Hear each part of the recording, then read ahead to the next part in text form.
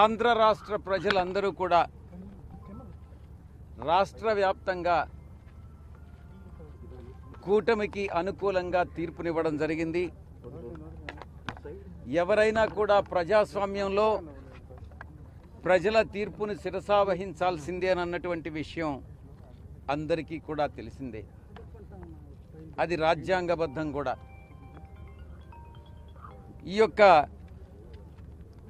వైఎస్ఆర్సీపీ మేము ఎదుర్కొన్నటువంటి ఈ యొక్క ఓటమికి కారణాలని సమీక్షించుకోవాల్సి ఉంది. ఎక్కడ పొరపాటు జరిగింది, ఆ పొరపాట్లను ఎలా సరిదిద్దుకోవాలి, ప్రజలకు నచ్చనటువంటిది మేము ఏం చేశాం, మేము చేసినటువంటి పనులని ప్రజలు ఎందుకు ఆదరించలేదు అన్నటువంటి విషయాన్ని కూలంకషంగా చర్చించి ప్రతి నియోజకవర్గం నాయకులతోనూ అందరితో కూడా సమీక్ష నిర్వహించి మా అధ్యక్షుల వారు ఆ తదుపరి కార్యాచరణ చేపడతారన్నటువంటి విషయాన్ని మీ అందరికీ కూడా తెలియజేసుకుంటా ఉన్నా. మరి ఆ 1,05,00,000 మంది అక్క చెల్లెమ్మల ప్రేమాభిమానాలు ఏమయ్యాయో తెలియవు.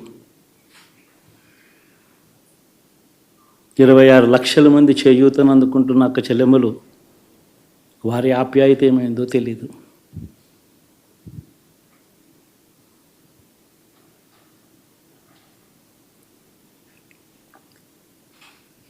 పిల్లల చదువుల కోసం ఏ తల్లి ఏ తండ్రి ఇబ్బంది పడకూడదు అని మొట్టమొదటిసారిగా పూర్తి ఫీజులు ఇస్తూ తీసుకొచ్చి అంతగా నిలిచాం.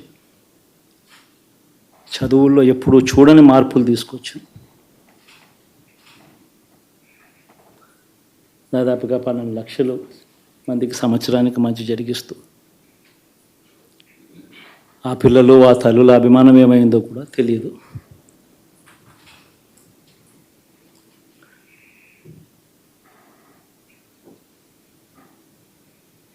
దాదాపుగా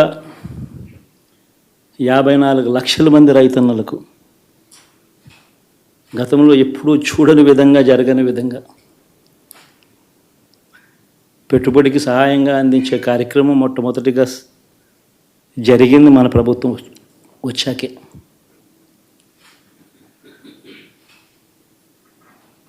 మరి అంతగా రైతన్నలకు తోడుగా ఉంటూ రైతన్నలకు రైతు భరోసా ఇవ్వడం కానీ, సమయానికే వారికి ఇన్పుట్ సబ్సిడీ ఎప్పుడు జరగని విధంగా సీజన్ ముగిసేలోగానే ఇచ్చే కార్యక్రమం కానీ, ఉచిత ఇన్సూరెన్స్ కానీ,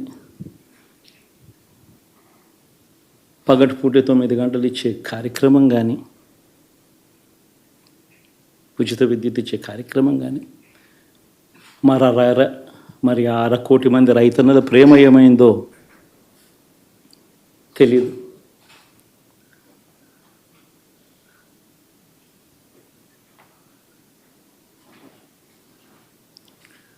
మరి ఇన్ని కోట్ల మందికి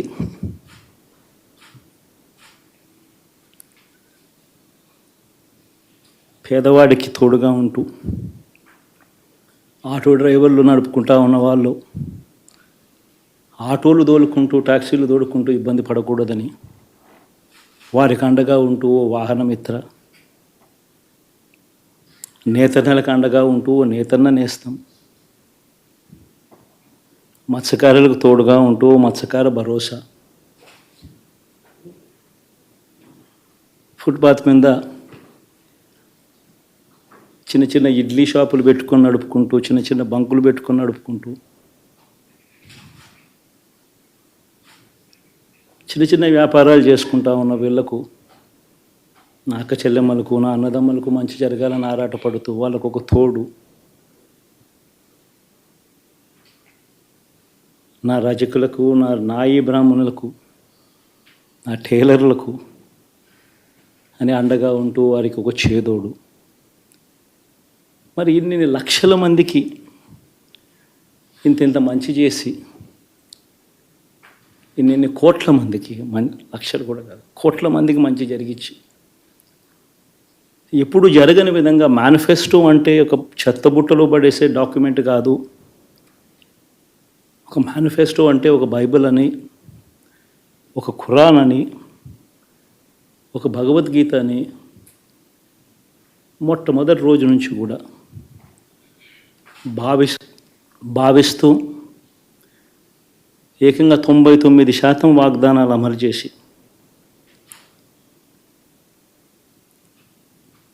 అంతే చిత్తశుద్ధితో ఆ మేనిఫెస్టోను కూడా అక్క చెల్లెమ్మల ఇంట్లోకి తీసుకొని వెళ్ళి చూపించి మీరే టిక్కు పెట్టండి అనే నిబద్ధత గల ప్రభుత్వంగా పనిచేసాం. ఇప్పుడు జరగని విధంగా పిల్లల చదువులు, పేదరికం పోవాలి అని అంటే పిల్లల చదువులకు క్వాలిటీ ఎడ్యుకేషన్ అవసరం అని మొట్టమొదటిసారిగా ఇంగ్లీష్ మీడియంను వ్యతిరేకిస్తున్న వాళ్ళందరూ పెత్తందారులతో యుద్ధం చేసి సైతం పిల్లలకి ఇంగ్లీష్ మీడియం తీసుకొని రావడమే కాకుండా టోఫుల్, ఐబీ లాంటి కళలు కూడా కలం. ఆ పేద పిల్లలకు అండగా నిలబడాలని, తోడుగా ఉండాలని, వారి చరిత్రలు మార్చాలని, ఎప్పుడు చూడని విధంగా గ్రామ స్థాయిలోనే సచివాలయ వ్యవస్థ, వాలంటీర్ల వ్యవస్థ తీసుకొచ్చి ప్రతి ఇంటికి సేవను అందించే కార్యక్రమం చేశాం. వివక్ష లేకుండా, కరప్షన్ లేకుండా దాదాపుగా 2,70,000 కోట్ల రూపాయల పైచిలకు ఇంటి వద్దకి అందించగలిగాం.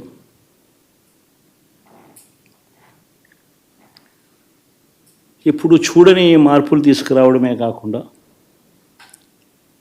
ఒక చదువుల రంగం అయితేనేమి, ఒక విద్యారంగం, ఒక వ్యవసాయ రంగం అయితేనేమి, ఒక వైద్య రంగం అయితేనేమి, ఏ పేదవాడు ఎప్పుడూ ఇబ్బంది పడకూడదు అని ఎప్పుడు ఊహించని విధంగా మార్పులు తీసుకొస్తూ పేదవాడికి అండగా నిలబడగలిగాం. విమెన్ ఎంపవర్మెంట్ అంటే ఇది, మహిళా సాధికారత ఇది అంటే ఇది అని ప్రపంచానికి చాటి చెప్పగలిగాం. సోషల్ జస్టిస్ అంటే, సామాజిక న్యాయం అంటే ఇది అని ప్రపంచానికి చూపించగలిగాం. మరి ఇన్ని గొప్ప మార్పులు చేసిన తర్వాత, ఇన్ని కోట్ల మందికి మంచి జరిగిన తర్వాత మరి అభిమానం ఏమైందో, నా ఆప్యాయత ఏమైందో తెలీదు.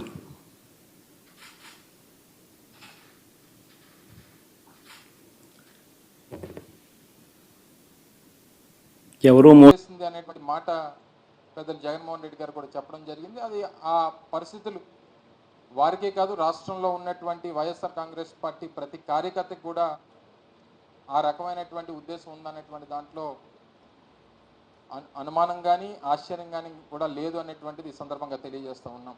సహజంగా అడగకుండా అమ్మాయిన అన్నం పెట్టదని అంటారు, కానీ జగన్మోహన్ రెడ్డి గారు అడగకుండా అన్నీ చేశారు. కానీ ఇంకా ఏం కోరుకున్నారో ప్రజలు అనేటువంటిది తెలుసుకోలేకపోయారని అనేటువంటి దాని మీద పార్టీగా వైఎస్ఆర్ కాంగ్రెస్ పార్టీ నాయకత్వం అంతా కూడా గౌరవ పెద్దలు పార్టీ అధ్యక్షులు వారు జగన్మోహన్ రెడ్డి గారి నాయకత్వంలో రాష్ట్రంలో ఉన్నటువంటి ముఖ్య నాయకులు, పార్టీ పెద్దలు, పోటీ చేసినటువంటి అభ్యర్థులు అందరం కూడా కలిసి మళ్ళీ దీని మీద సుదీర్ఘమైనటువంటి చర్చ జరగాల్సినటువంటి అవసరం ఉంది. ఓ రకంగా దీని మీద మనం చేసినటువంటి దాన్ని ఎందుకు, మనం చేసినటువంటి ఇన్ని కార్యక్రమాలు చేసినప్పటికీ ఈ ఫలితాలు ఏ రకంగా ఎందుకు వచ్చాయి, ఏ లోటుపాట్లు జరిగాయి అనేటువంటిది ఒక రాజకీయ పార్టీగా తెలుసుకోవాల్సినటువంటి బాధ్యత వైఎస్ఆర్ కాంగ్రెస్ పార్టీ మా మీద ఉంది. దాన్ని తెలుసుకునేటువంటి కార్యక్రమం చేస్తాం. దీనివల్ల తప్పు జరిగింది అని అనుకున్నప్పుడు డెఫినెట్గా దాన్ని అధిగమించి వచ్చేటువంటి రానున్నటువంటి రోజుల్లో దాన్ని సరిదిద్దుకునేటువంటి ప్రయత్నం కూడా వైఎస్ఆర్ కాంగ్రెస్ పార్టీ చేస్తుందనేటువంటి విషయాన్ని కూడా ఈ సందర్భంగా తెలియజేస్తా ఉన్నాం. ఈరోజు అనేక నిర్ణయాలు మేము తీసుకున్నటువంటి వ్యవస్థలో తీసుకొచ్చినటువంటి మార్పులు అంటే సహజంగా ఒకేసారి ఇంత పెద్ద ఎత్తున మార్పులు చేయడం అనేటువంటిది కూడా మళ్ళీ దీన్ని ప్రజలు అంగీకరించలేకపోయారా?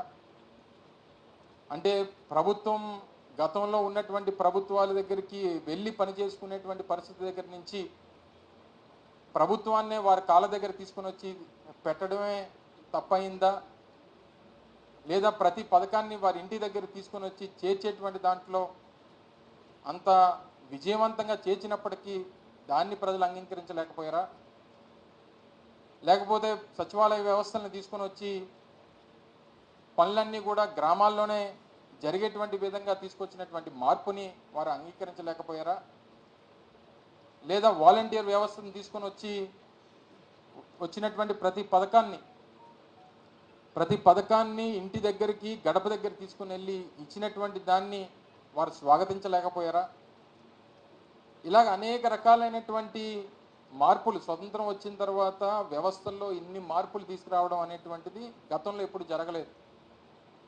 నూతనంగా ప్రభుత్వ ఉద్యోగాల కల్పన కానివ్వండి, దాదాపు సచివాలయ వ్యవస్థ ద్వారా 1,30,000 మందికి ఉద్యోగ అవకాశాలు కానివ్వండి,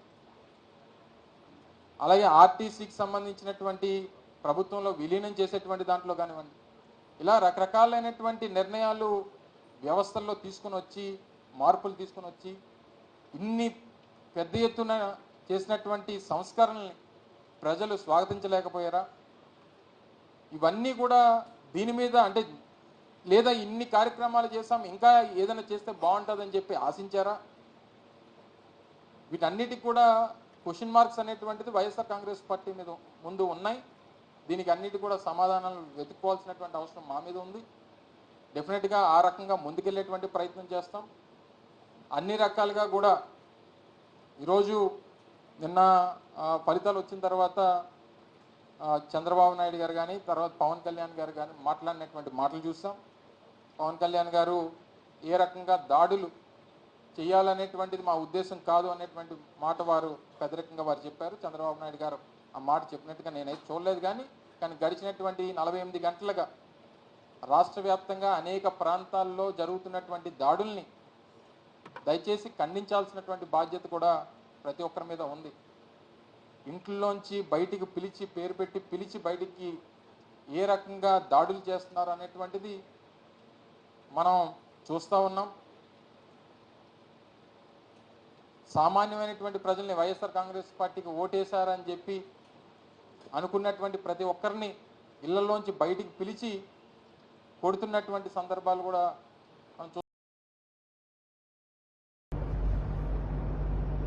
ఈరోజు వైఎస్ఆర్ కాంగ్రెస్ పార్టీ కోసము నా కోసము పనిచేసిన ప్రతి ఒక్క కార్యకర్త, ప్రతి ఒక్క నాయకుడు, ప్రజలు అందరికీ కూడా పేరు పేరు ధన్యవాదాలు తెలియజేసుకుంటున్నాను.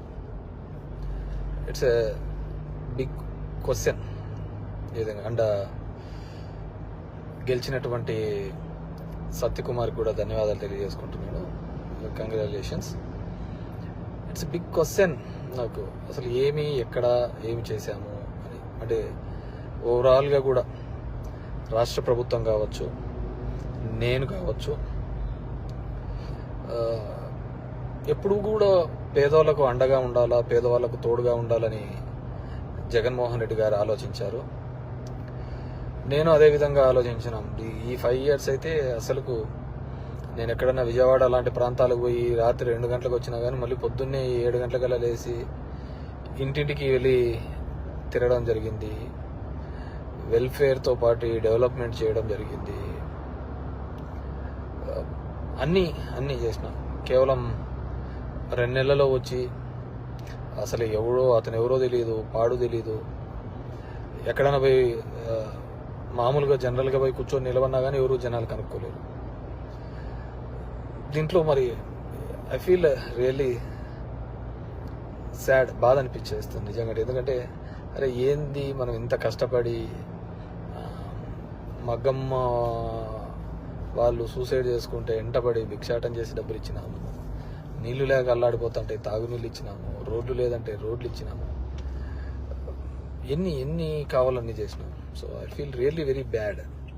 సో నిజాయితీ అనేది నిజాయితీగా ఉంటే సరిపోదు, కేవలం అబద్ధాల మీదే బతుకుతేనే బాగుంటుందనే ఆలోచన ఉందేమో తెలియదు, కానీ మనం అది ఆడలేకపోయినాం.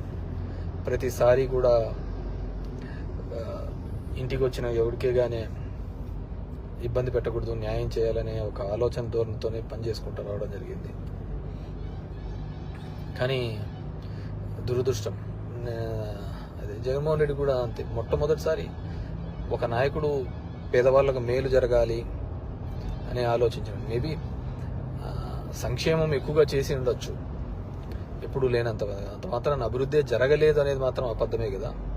మీ గ్రామాల్లో ఉన్న సచివాలయాలు కావచ్చు, హాస్పిటల్స్ కావచ్చు, అసలు అవినీతి లేకుండా జరగడం ఏంది? ఇంతకుముందు ఏ విధంగా ఉండేది, ఇప్పుడు ఏ విధంగా ఉండేది, వాటిని కూడా చూడలేకపోవడము దురదృష్టకరమే అనుకోవాలి. సో ఏదేమైనప్పటికీ కూడా నేను దగ్గర ఒక పోస్టల్ బ్యాలెట్తో చూసుకుంటే 2600 ఎంతతో ఓడిపోవడం జరిగింది. ధర్మవరం పట్టణంలోనే ఎప్పుడు నేను నిరంతరము ఎప్పుడు అందుబాటులోనే ఉంటాను. అయినా కానీ తెలుసు మరి ఏమి వాళ్ళకు నచ్చిందో, కొత్తగా వచ్చింది, ఏమి నన్ను ద్వేషించినారు, ఏదైనప్పటికీ కూడా ఇది నాకు ఒక ఏ రాజకీయ పార్టీకైనా ఇది ఒక గుణపాఠం లాగానే. ఎందుకంటే ఇంతకుముందు జగన్ రెడ్డి గారు ప్రెస్ మీట్లో చెప్పినట్టు అంతమందికి ఒక మేనిఫెస్టో చెప్పి ఆ మేనిఫెస్టోలో 99% చెయ్యాలి అనే ఆలోచన. ఎందుకంటే ఇంతకుముందు చెప్పిన వాళ్ళందరూ మర్చిపోయేవాళ్ళు, పక్కన పడేసేవాళ్ళు. సో దానికి కర్నూలు చావుకు చాలా ఉన్నాయని చెప్పి అబద్ధాలు అనే దాంట్ల మీద ఈ టైటిలింగ్ యాక్ట్ అంటారు, ల్యాండ్ టైటిలింగ్ యాక్ట్ అంటారు, ఇది అంటారు. అరే కొద్దిగా కామన్ సెన్స్గా ఆలోచించారు. గవర్నమెంట్ ఇచ్చిన ఇంటి పట్టాలకే రిజిస్ట్రేషన్ డాక్యుమెంట్లు ఇచ్చినాడు. గవర్నమెంట్ ఇచ్చిన ఇంటి పట్టాలకే రిజిస్ట్రేషన్ డాక్యుమెంట్ ఇచ్చినాడు. అది కూడా మాట్లాడితే ఎట్లా? గవర్నమెంట్ ల్యాండ్లకే రిజిస్ట్రేషన్ చేపించి ఒరిజినల్ పత్రాలు ఇచ్చినాడు. మీ భూములు జగన్ రెడ్డి తీసుకుంటాడంటే ఎలా నమ్మగలిగిన? అది ఒక కారణం అయ్యింటే అది ఎలా నమ్మగలిగినారో ఏమో కానీ అర్థం కావట్లే. సో చూద్దాం. ఇప్పుడు చంద్రబాబు నాయుడు తన అనుభవంతో సంపద సృష్టించాడు. ఏ రోజు సంపద సృష్టించినాడో కూడా తెలియదు. ఆయన ఇంతవరకు ఎప్పుడు సంపద సృష్టించినది, ఎప్పుడు అప్పులు పెట్టిపోయినాడే తప్ప 14 సంవత్సరాలుగా ముఖ్యమంత్రిగా ఉన్నప్పుడు సంపద ఎప్పుడు సృష్టించలేదు అనమాట. సో సంపద సృష్టిస్తాడన్నాడు. ఎప్పుడు లేని విధంగా సచివాలయంలో 1,50,000 జాబ్స్ ఇప్పించడం జరిగింది. ఇవన్నీ కూడా ఇక్కడ క్యాలిక్యులేషన్లోకి రాలేదు. జనం దగ్గరికి సేవలు రావాలి. కరోనా లాంటి క్లిష్టమైన పరిస్థితిలో ఆ కుటుంబానికి తోడుగా ఉన్నాడు. మేబీ మనుషులు అంటే అలాగే ఉంటారేమో మరి తెలియదు. కానీ ఏదైనప్పటికీ కూడా నా పార్టీ కోసము నిరంతరము కష్టపడిన వైఎస్ఆర్ కాంగ్రెస్ పార్టీ కార్యకర్తలకు, నాయకులకు, నాకు ఓటు వేసి నా ప్రజలకు అందరికీ కూడా పేరు పేరున ధన్యవాదాలు. మా నాయకులకి, కార్యకర్తలకు కూడా ఒకటే చెప్పదలుచుకున్నాను. ఊర్లో చిల్లర అన్నీ కూడా చేస్తూ ఉంటారు, కానీ లెక్క ఎప్పటికీ తప్పదు. లెక్కలు ప్రతి ఒక్కరు ఉంటాయి. కాబట్టి అందరూ కూడా సమన్వయంతో ఉండండి. మనం ఎవరికే కానీ చెడుపు చేసినది లేదు, ఇది లేదు. మన గడప శత్రువు తొక్కినా ఆ శత్రువుకు మంచి చేసేది తప్ప చెడు చేయలేదు అనమాట. సరే, కొన్ని అనివార్య కారణాల వల్ల మనం ఓడిపోయి ఉండొచ్చు. ఏదైనప్పటికీ కూడా నాకు మద్దతుగా నిలబడిన అందరికీ కూడా, ప్రతి ఒక్కరికి కూడా పేరు పేరున ధన్యవాదాలు తెలియజేస్తున్నాను.